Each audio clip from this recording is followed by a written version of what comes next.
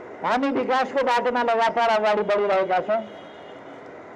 हिजो मात्रै एउटा समाचार आयो, आज अखबारहरूमा व्यापक महत्त्वका साथ स्थान पायो। त्यो कुरा दैलेखमा नेपाललाई 50 वर्ष कमसेकम पुग्ने गरीको मिथेन ग्यास पत्ता लाग्यो।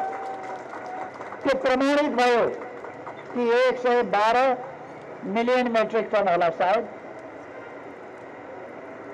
अथवा ठुलो मात्रामा 50 वर्ष नेपाललाई पुग्ने गरी एउटा वेलबाट 3वटा कुवा छ, त्यहाँ 3वटा कुवा हुन्छ, त्यसमध्ये एउटा वेलबाट मात्रै 50 वर्ष नेपाललाई पुग्ने मिथेन ग्यास त्यहाँबाट पैदा हुन्छ।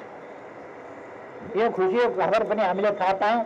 जुन कुरा यो फ्लाइओभर सुरु गरे जस्तै त्यसको पनि सुरुवात मैले नै गरेको छु। हामी धौबादी फलाम कारखाना अगाडि बढाउँदैछौँ। धौबादी फलाम कारखाना सम्पन्न हुने बित्तिकै हामीले नेपाललाई 100 वर्षलाई पुग्ने फलाम, आइरन, स्टिल आदि कारखानाहरू यहाँ स्थापना गर्नेछौँ, प्रशोधन कारखाना स्थापना गर्नेछौँ र त्यसले देशको अर्थतन्त्रलाई धेरै अगाडि बढाउनेछ। जसरी दैलेखको पेट्रोलियम, अथवा हामीले पेट्रोलियम भनिराखेका छौँ तर त्यहाँ मिथेन ग्यासको उत्खनन हुनेछ, प्रोडक्सन हुनेछ र त्यसले विदेश जाने मुद्रा नेपालमै रहन्छ। हामीले विदेशबाट अप्रशोधित खालका अथवा कम प्रशोधित, कम क्वालिटीका चिजहरू हामीले ल्याउनु पर्ने छैन।